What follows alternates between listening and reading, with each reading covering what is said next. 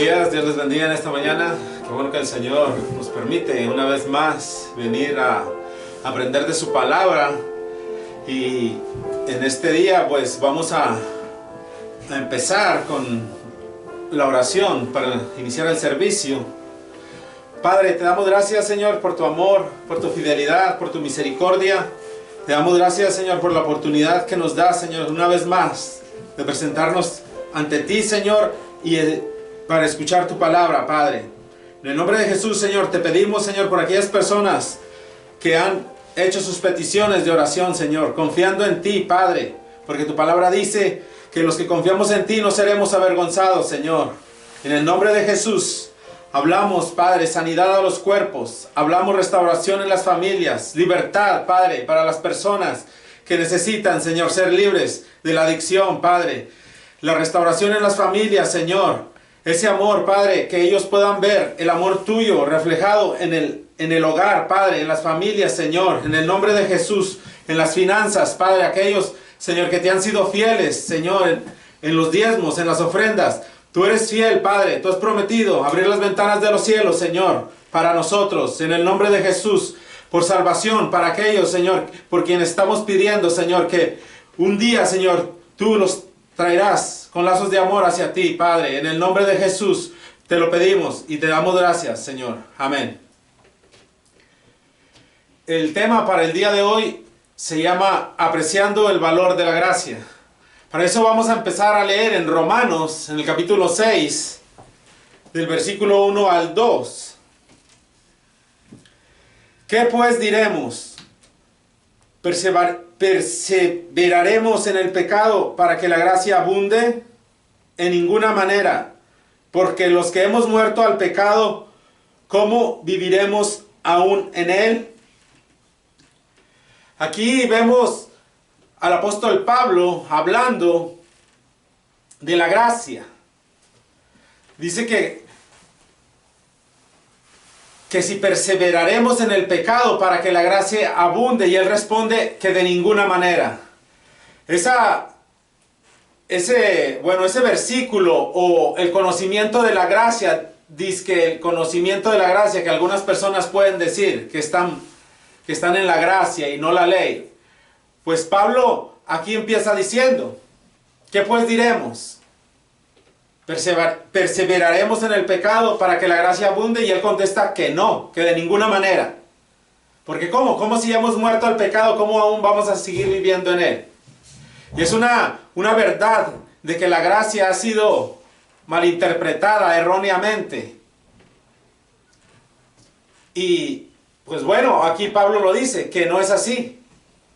Que si vivimos en la gracia no es para tener libertad, para pecar.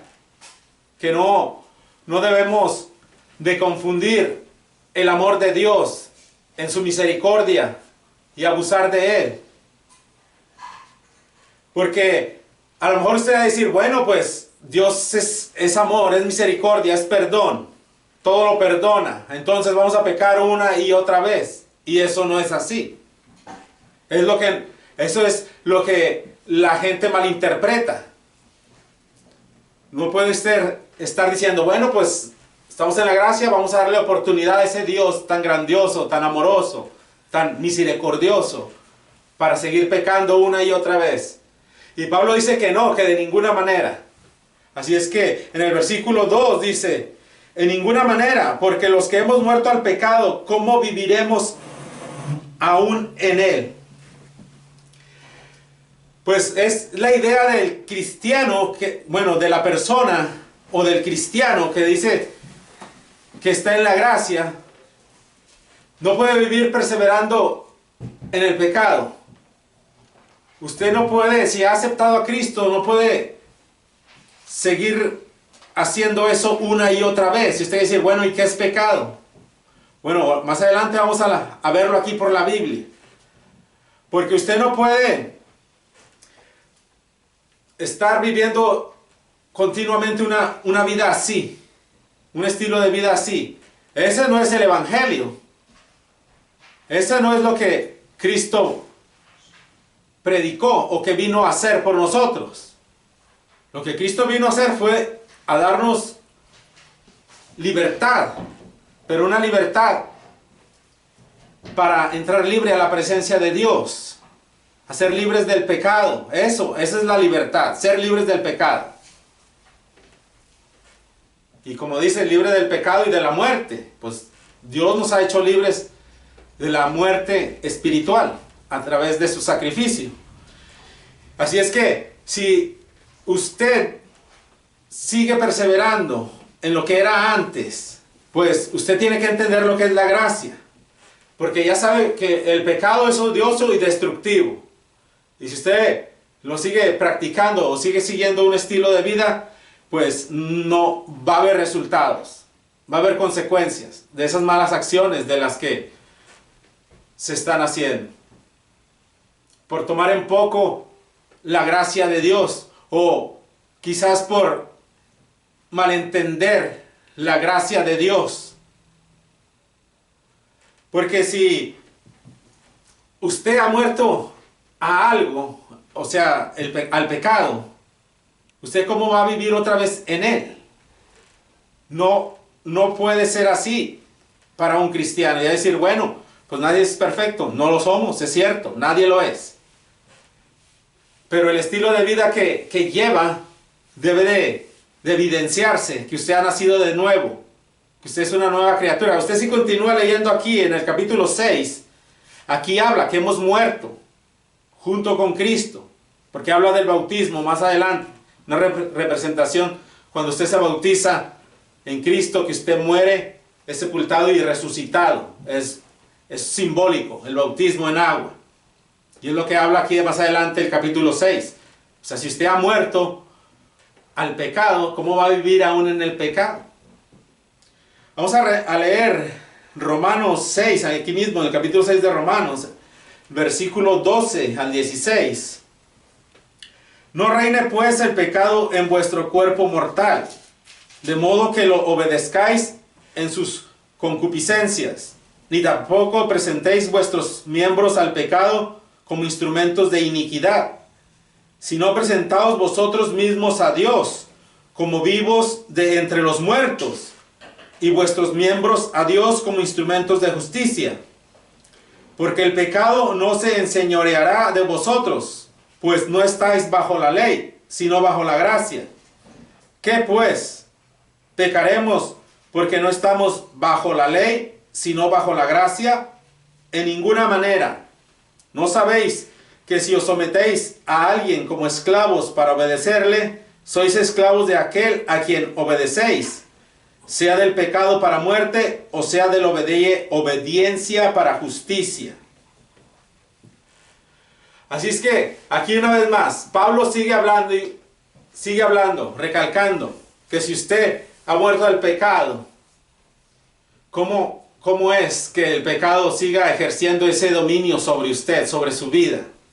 ¿Cómo es que usted sigue aún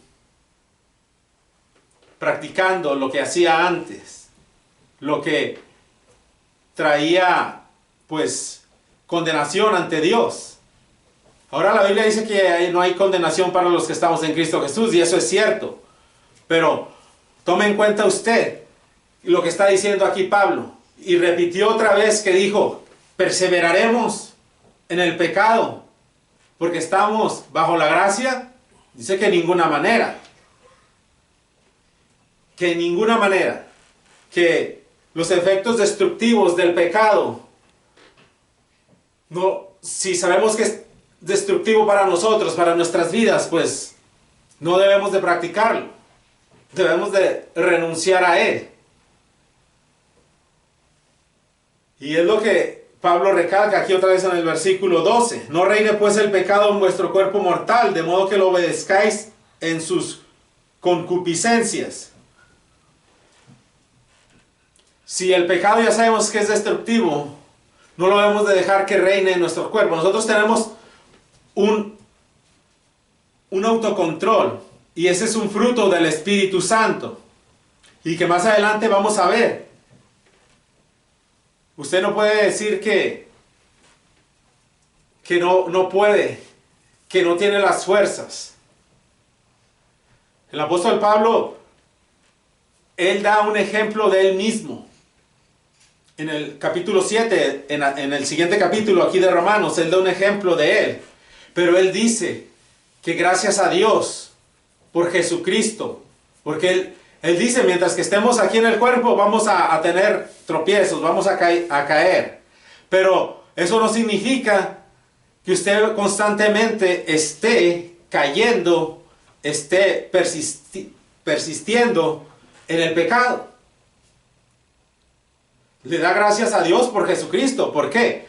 Porque Él es el que nos da la fuerza con su Espíritu Santo. Ahí un poco más adelante vamos a ver eso. En el versículo 13, ni tampoco presentéis vuestros miembros al pecado como instrumentos de iniquidad, sino presentaos vosotros mismos a Dios como vivos de entre los muertos, y vuestros miembros a Dios como instrumentos de justicia. Cada día es cierto, tenemos una lucha constante. ¿Cedemos ante Dios o ante el pecado? Usted tiene eso delante de usted. Aquí lo dice. Día tras día vamos a tener esas luchas, esas batallas. Y aquí mismo igual en Romanos, que dice que somos más que vencedores por medio de Cristo Jesús. Si somos más que vencedores, tenemos que aplicarlo a todas las áreas de nuestra vida. No lo ha hecho más que vencedor. Cristo venció y usted es igual con Cristo vencedor, es lo que dice la Biblia. Y muchos es lo que dicen, que somos más que vencedores, porque la Biblia lo dice y nosotros lo creemos. Y si nosotros lo creemos que somos más que vencedores, nosotros tenemos esa capacidad dentro de nosotros, de los que han recibido a Cristo. Estoy hablando de cristianos, no estoy hablando de gente que no se ha convertido aún. Porque el cristiano tiene ese poder que Dios le ha dado mediante su Espíritu Santo. Y aunque usted podrá decir, bueno, pues voy a fallar de algún modo, es cierto, porque va a suceder. Pero usted no puede decir que el pecado a usted lo ha vencido. Usted no puede decir que ya está derrotado. Si usted es cristiano, usted no puede decir eso. Usted no puede decir, este pecado me venció, me rindo. No, ¿por qué? Porque el poder de la resurrección de Cristo, el que está en nosotros, es más grande que cualquier pecado. No importa el tiempo que usted haya vivido en ese pecado antes de recibir a Cristo. Pero cuando usted lo recibió, usted tiene el poder de Dios en usted. Tiene el poder, ese autocontrol que es el fruto del Espíritu Santo. Si es que no puede decir que se rindió a ese pecado, que usted no puede deshacerse de él. Si usted ha nacido de nuevo, si usted ha confesado a Cristo como su Señor y Salvador, usted tiene el Espíritu Santo dentro de usted. Tiene esa fuerza, ese poder que algunos dicen que cómo es posible que un cristiano tenga poder. Pues si usted es cristiano, usted va a creer que usted tiene poder. Cuando ora, ¿por qué ora? Porque usted cree que Dios lo va a escuchar, ¿verdad? Y si usted cree que Dios lo va a escuchar, ¿por qué cree que Dios lo va a escuchar? Porque Cristo está intercediendo por nosotros. Y si usted cree que Cristo está intercediendo por nosotros, usted ahí tiene una palanca, como quien dice. Alguien que estire las cuerdas, como dicen en inglés, pull the strings. Alguien que le va a ayudar, que le está diciendo, mira Padre, mira a Él. Ayúdalo, te está pidiendo ayuda. Y yo les prometí eso, que yo iba a interceder por ellos, que iban a llegar hacia ti por medio de mí. O sea, que usted debe de creer eso. Usted debe de vivir eso. No nomás para conquistar el mundo. Jesús dijo que los que quieren conquistar el mundo se pierden a ellos mismos. Es para, imagínense, quiere conquistar el mundo, quiere hacer que el mundo sea suyo, y usted no se puede controlar. Pues ahí es algo contradictorio. Si usted dice que puede hacer esto, puede hacerlo aquello, pero usted mismo no se puede dominar, Y si dice que tiene a Cristo en su corazón, pues o no se ha arrepentido o no ejerce su fe como debe de ser. Y es lo que dice la Biblia. Y lo que estoy diciendo es lo que dice la Biblia, versículos que vienen en la Biblia. No estoy diciendo porque digan, qué religioso, que ahora confunden la religión a veces con la santidad y al revés. La santidad con religión.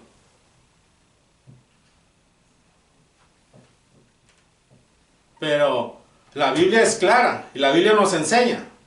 Pablo, el que le llaman el apóstol de la gracia, el que muchos se jactan y dicen, es como el apóstol Pablo, es otro apóstol Pablo, le dicen a un pastor.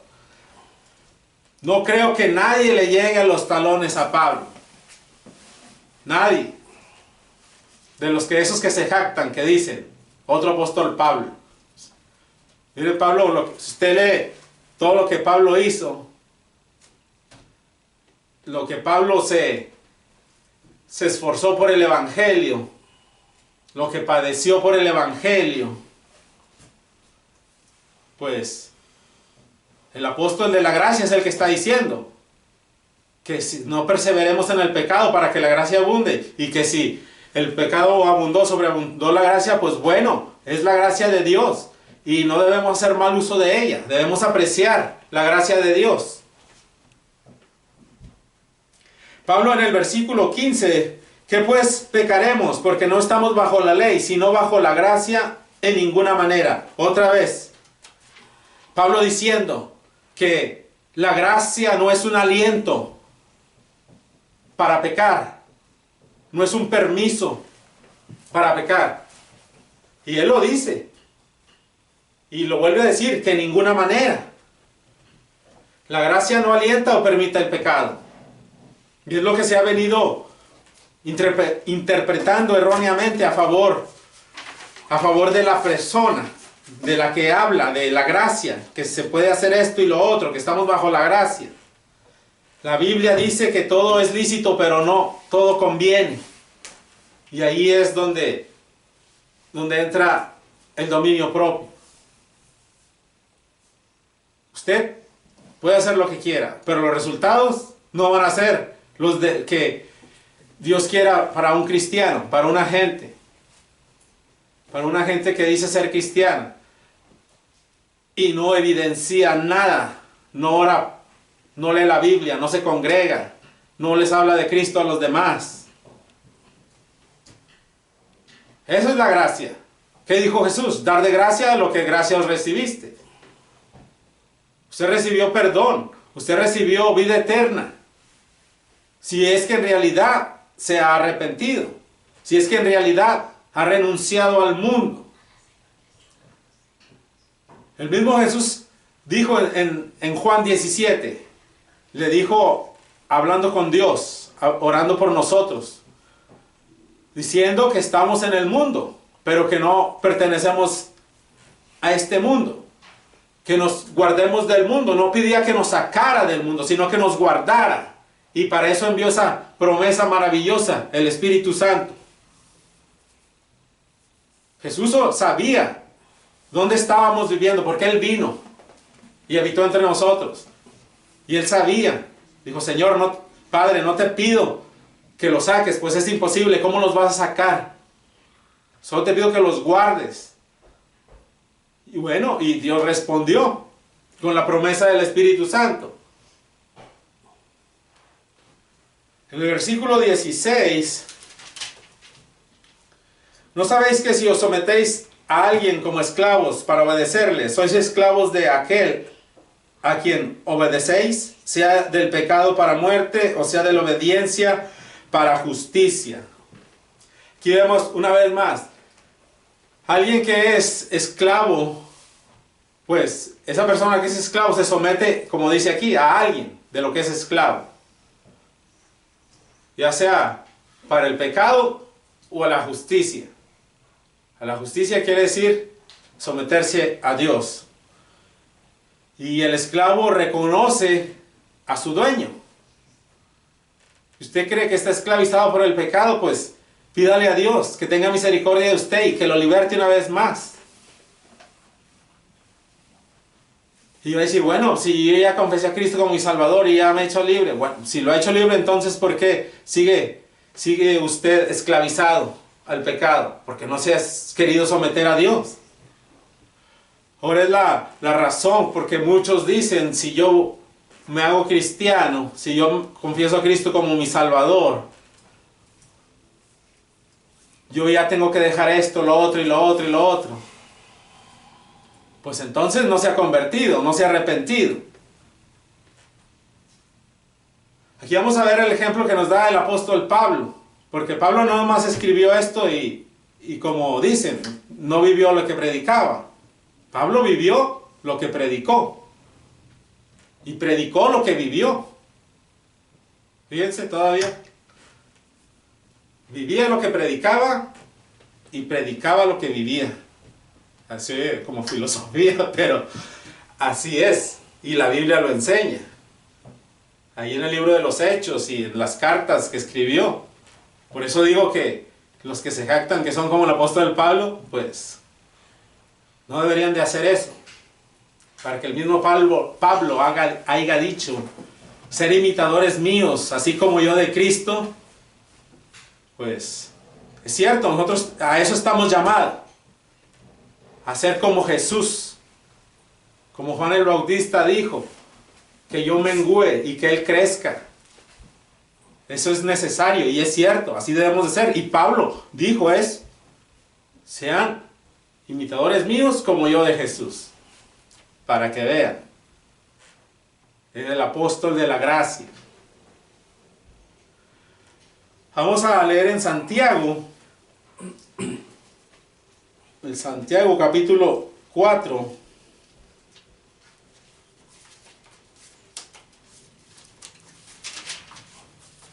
del versículo 4 al 8.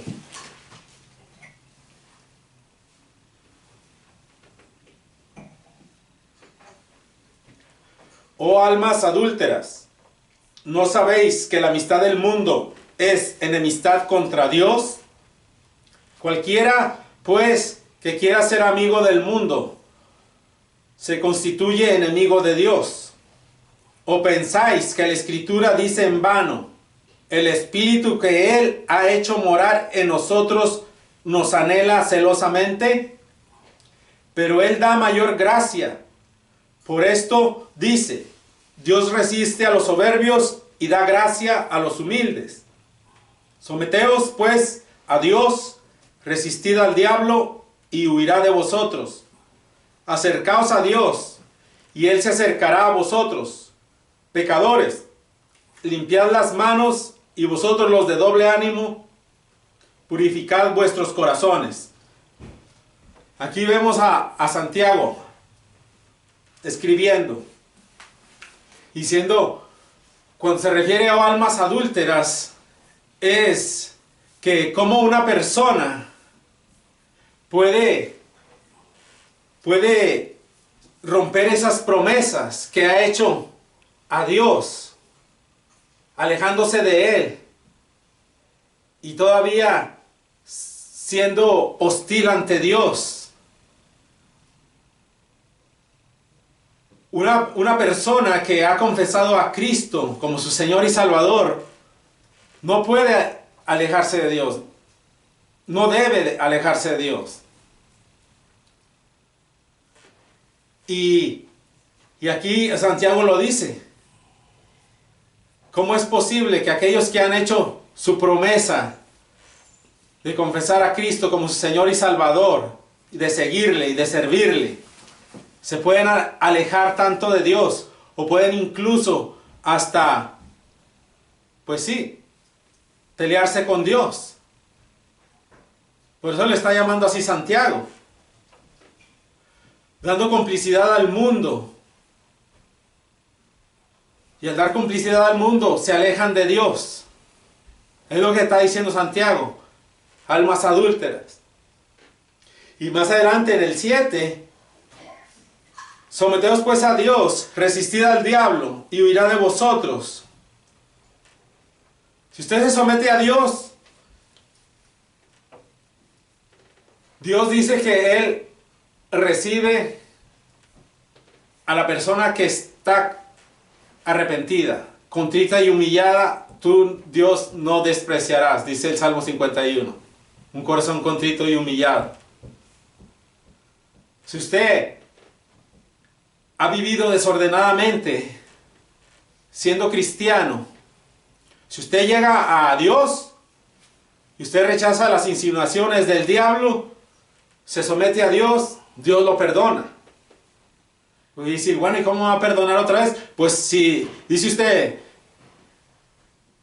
si en realidad no se ha arrepentido, porque es algo que en nuestro, bueno, que no se puede entender.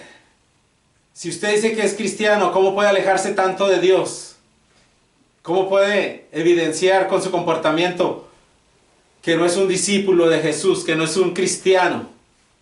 Estamos hablando de gente que persevera en el pecado, gente que hace un estilo de vida de esa manera, que dice que, bueno, pues ya no estoy bajo la ley, estoy bajo la gracia, y la gracia es perdón, misericordia, y puedo hacer lo que a mí me plazca. Ya creo que Jesús me salvó en la cruz, o a lo mejor lo hizo nada más por conveniencia, por irse para el cielo. Pero si lo hizo así, usted no está sincero con Dios. Si lo hizo así, por eso aquí dice Santiago, someteos a Dios, resistir al diablo. Si usted llega humildemente, humillándose ante Dios y le pide perdón, Dios lo va a perdonar. Pero tiene que humillarse. Humillarse quiere decir, usted tiene que reconocer que en realidad ha ofendido a Dios. Ya sea cristiano o no cristiano, más los cristianos que dicen ser, que en realidad se haya arrepentido. Dios no lo va a rechazar. A lo mejor usted se siente que Dios no lo va a recibir por lo que ha vivido. Eso es perder el gozo de la salvación. Pero si usted se arrepiente en realidad y le pide a Dios de todo corazón, el Señor lo perdona. Vamos a leer en el versículo 8. Dice, acercaos a Dios y Él se acercará a vosotros. Pecadores, limpiad las manos, y vosotros los de doble ánimo, purificad vuestros corazones. Aquí vemos una vez más, lo que decía Pablo lo vuelve a decir Santiago, que una persona de doble ánimo intenta aferrarse a Dios y al mundo, y eso no puede ser así. Y esa persona y su falta de consistencia en el ejercicio de su fe pone en evidencia lo que esa persona es. O sea que en realidad, pues no se ha arrepentido. Pero aquí Santiago exhorta, dice, pecadores, limpiad las manos, y vosotros los de doble ánimo, purificad vuestros corazones. Para todo, Dios te da la oportunidad. Aquí dice que si está tu corazón dividido y que si te arrepientes y le pides a Dios, que Dios te va a perdonar. Eso es la gracia de Dios. Cuando en realidad usted la aprecia y la valora, porque es cierto, no vamos a ser perfectos en esta vida, nosotros, aquí en este cuerpo físico. Va a haber algunas fallas, vamos a tropezar, a caer, pero eso no debe ser un estilo de vida, practicarlo constantemente, vivir haciendo lo mismo y lo mismo y lo mismo, porque entonces, como le digo y le repito, no se ha arrepentido.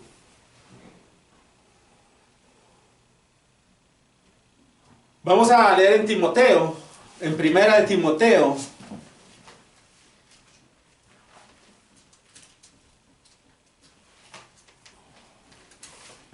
Primera de Timoteo, el capítulo 1, del versículo 12 al 15.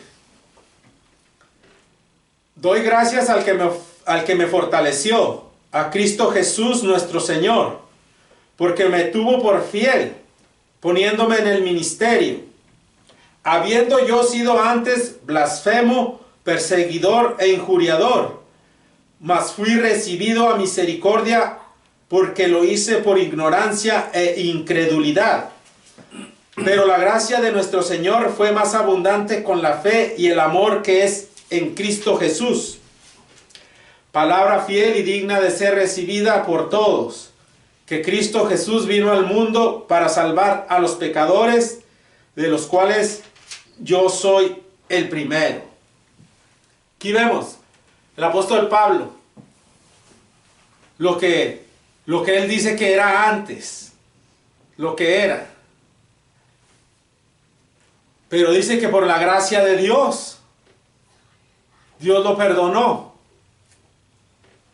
Y le da gracias a Dios por eso. Porque antes lo que él era, y Pablo al reconocer lo que fue, él no se glorió a sí mismo, él dio gloria a Dios por lo que Dios había hecho en su vida. Dice, doy gracias al que me fortaleció, a Cristo Jesús nuestro Señor, porque me tuvo por fiel poniéndome en el ministerio, habiendo yo sido antes blasfemo, perseguidor e injuriador, mas fui recibido a misericordia, porque lo hice por ignorancia e incredulidad. Aquí vemos lo que Pablo dice, que él lo hizo por ignorancia e incredulidad. Si usted cuando persevera en el pecado y dice que es cristiano, usted no lo está haciendo por ignorancia. Usted ya sabe las consecuencias del pecado. Usted ya sabe lo malo y lo destructivo que es el pecado en su vida. Usted sabe eso. Usted ya no está en ignorancia. Usted ya está podamos decir que usted ya está en un conocimiento mayor de lo que estaba antes en cuanto al pecado. Pablo aquí lo dice, que él estaba en ignorancia y que era incrédulo.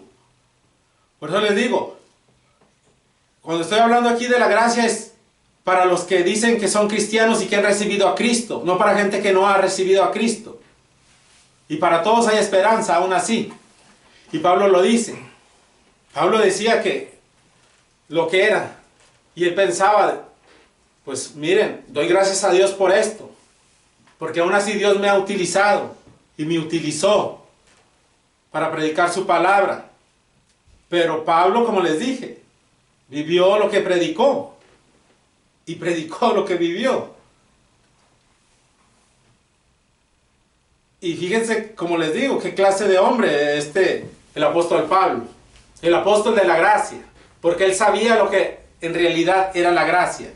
Él habiendo perseguido a la iglesia, a los cristianos, y consistiendo en la muerte de ellos, como en el capítulo 7 de Hechos, donde matan a Esteban, donde lo apedrean, ahí dice que Pablo consistía en su muerte. Pablo era lo que se dedicaba a perseguir a los cristianos, era un judío que estaba en contra de los cristianos. Pero aquí Pablo reconoce y dice, yo siendo antes un blasfemo, un perjuriador, dice el 13, un injuriador, perseguidor, blasfemo, fui recibido a misericordia. Dice, porque lo hice por ignorancia e incredulidad. Cuando estamos sin Cristo, estamos actuando por ignorancia. Cuando alguien no ha oído nada de Cristo y no sabe el valor de la gracia y la sangre derramada de Cristo en la cruz. Eso es estar en ignorancia. Pero ya cuando usted dice que confiesa a Jesús como su Señor y Salvador, pues ya no. Aquí Pablo lo dice, antes estaba yo en ignorancia. Y Pablo no olvidaba lo que era. Pablo no olvidaba lo que había sido. Pero él daba gloria a Dios por lo que Dios había hecho en él. Y así es lo que nosotros debemos de reconocer, el sacrificio de Jesús en la cruz. su amor por nosotros, lo que debemos de reconocer, lo que hizo Él por nosotros. Estaba hablando con una persona y estábamos platicando de dolores y le digo, pues ponte a pensar, te dolió eso y eso es algo mínimo. Imagínate que Jesús llevó todos sus dolores en la cruz. Dolores de los que fueron dolores, dice dolores, no dice dolor de esto, fueron todos nuestros dolores. Imagínese usted un dolor terrible en su cuerpo.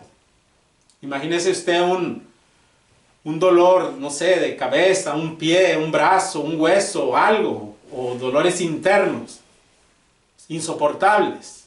Pues Cristo los llevó en la cruz. Y usted debe apreciar ese sacrificio que Él tomó por nosotros ahí en la cruz, llevando nuestros pecados todavía, que es lo más importante. Llevar nuestros pecados en la cruz para nosotros tener acceso al Padre directo. Y pues el apóstol de la gracia lo reconocía, sabía que Dios había hecho algo en su vida, que Dios lo había cambiado, que Dios lo había restaurado. Y Pablo lo dice, palabra fiel y digna de ser recibida por todos, que Cristo Jesús vino al mundo para salvar a los pecadores, de los cuales yo soy el primero. Pablo se decía que él era el primero por lo que había hecho, por lo que había realizado en contra de los cristianos, de los discípulos de Cristo, contra de la iglesia. Era lo que Pablo decía. Y estaba reconociendo ese sacrificio que Jesús hizo en la cruz. Que antes había estado en ignorancia, por eso lo había hecho, pero ahora ya no. Y ahora reconocía que Jesús lo había transformado y que Jesús lo había libertado. Vamos a leer en Tito, aquí adelantito, capítulo 2, versículo 11 al 14.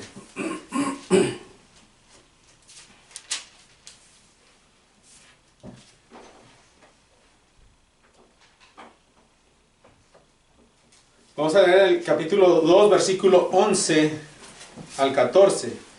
Porque la gracia de Dios se ha manifestado para salvación a todos los hombres, enseñándonos que, renunciando a la impiedad y a los deseos mundanos, vivamos en este siglo sobria, justa y piadosamente, aguardando la esperanza bienaventurada y la manifestación gloriosa de nuestro gran Dios y Salvador Jesucristo, quien se dio a sí mismo por nosotros, para redimirnos de toda iniquidad y purificar para sí un pueblo propio, celoso de buenas obras.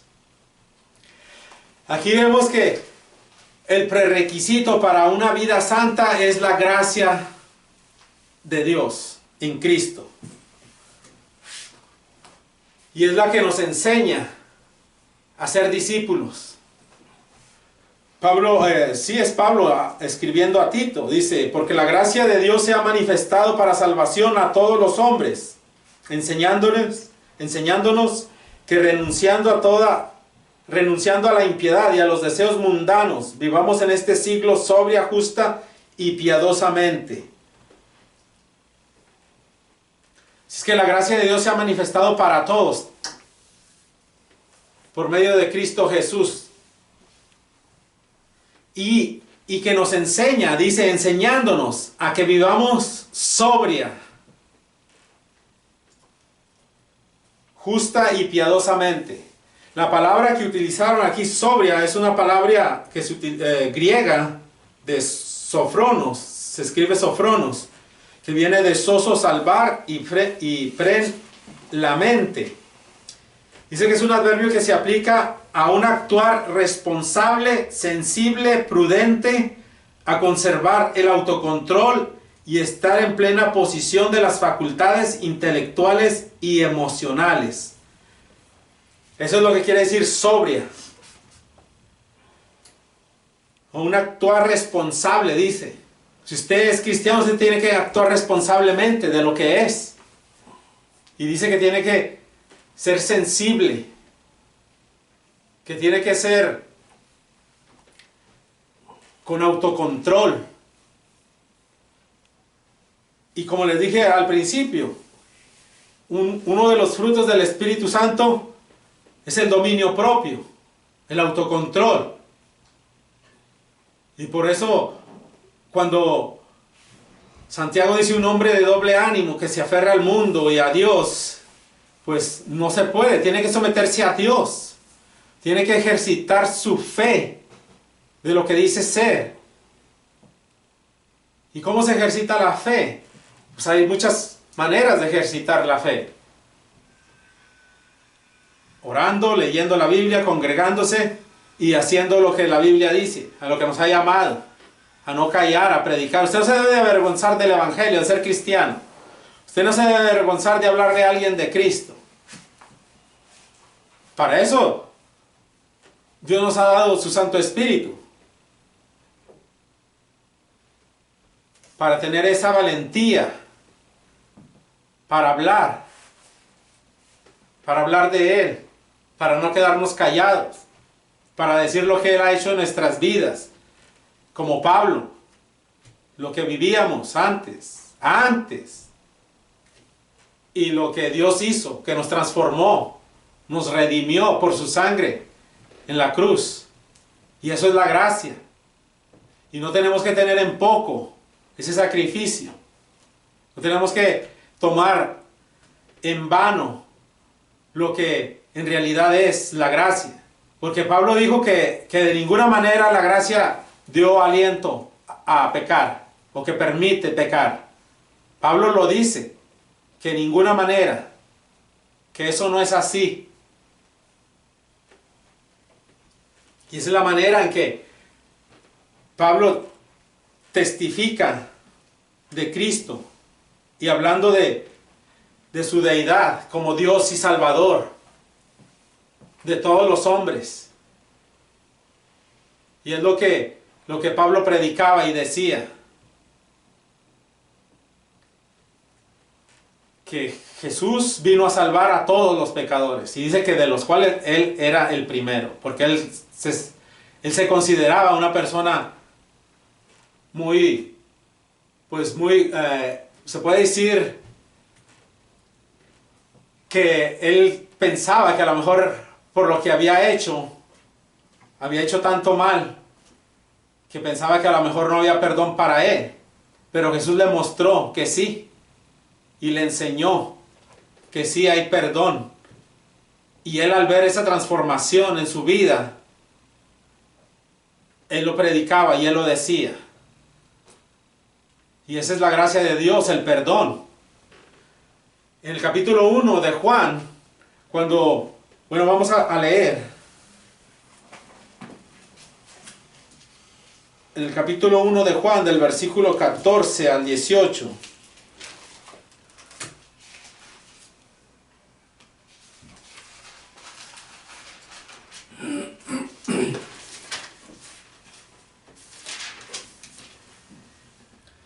Y aquel verbo fue hecho carne y habitó entre nosotros, y vimos su gloria como del unigénito del Padre, lleno de gracia y de verdad. Juan dio testimonio de él y clamó diciendo: este es de quien yo decía, el que viene después de mí es antes de mí, porque era primero que yo. Porque de su plenitud tomamos todos, y gracia sobre gracia.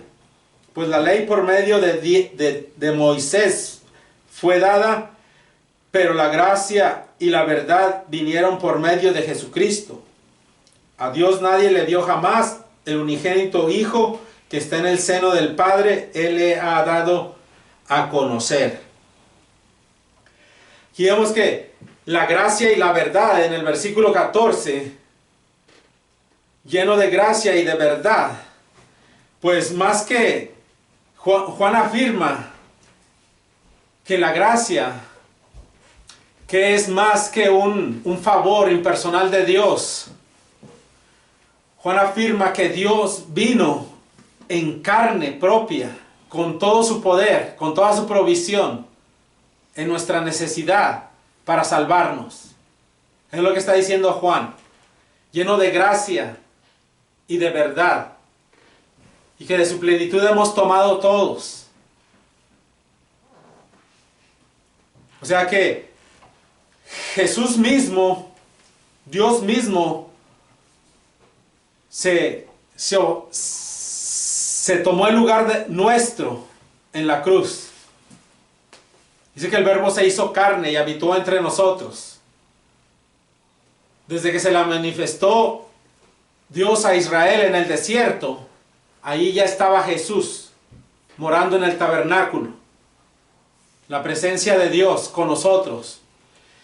Y aquí, en Juan, cuando Jesucristo viene al mundo, hecho carne, dice el Verbo habitó entre nosotros. Y vimos su gloria.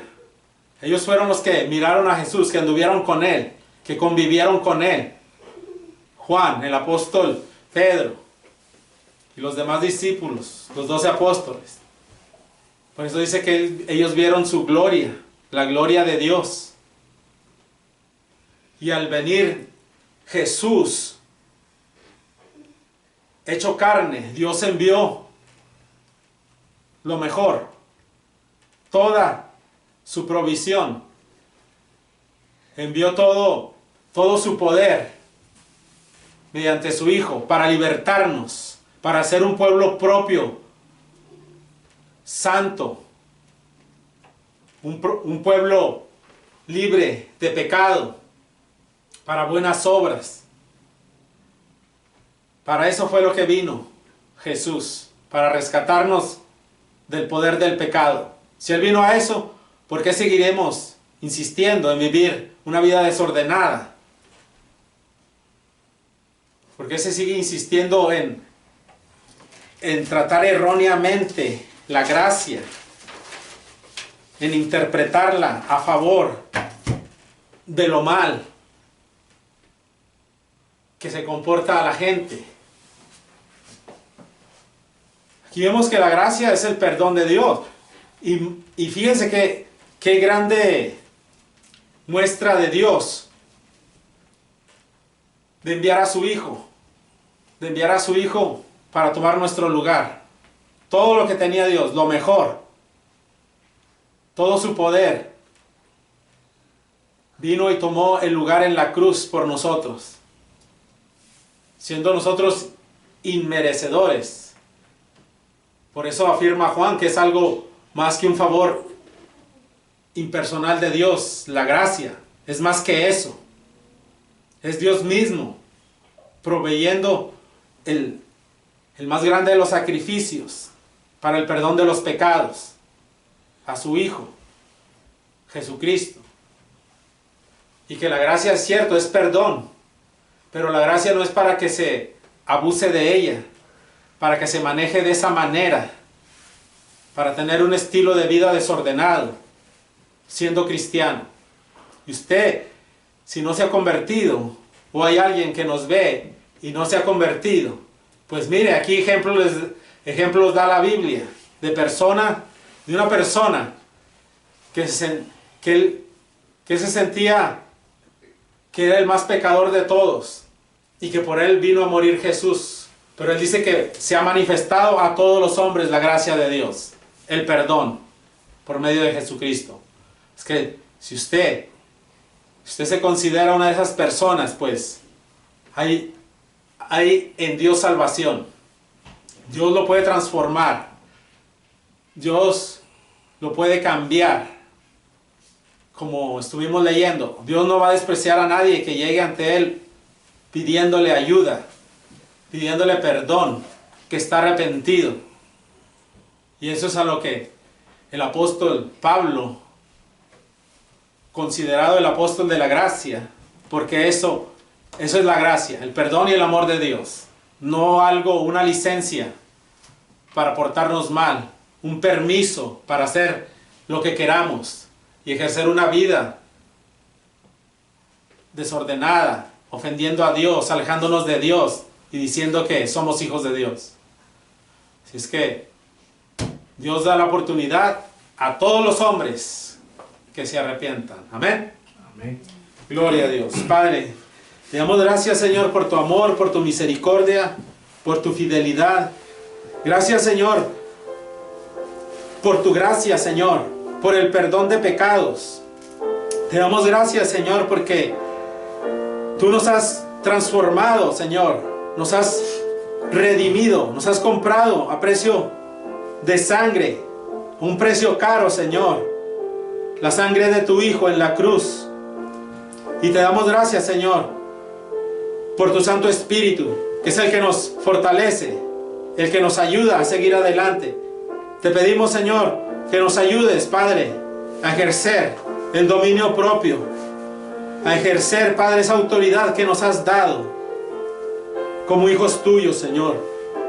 Y te pedimos por aquellos, Señor, que aún no han recibido el perdón, ese regalo, Señor, maravilloso de la salvación, de la vida eterna, de que ellos puedan acercarse a ti, Señor, sabiendo de que en ti hay perdón, que no hay perdón, que no hay pecado que tú no puedas perdonar, que el perdón es para todos los hombres, Señor, para todos los hombres es el perdón, y que ya está, Señor, en la cruz a disposición. Ese regalo maravilloso, Padre, de la salvación. En el nombre de Jesús te lo pedimos, Señor, y te damos gracias. Amén.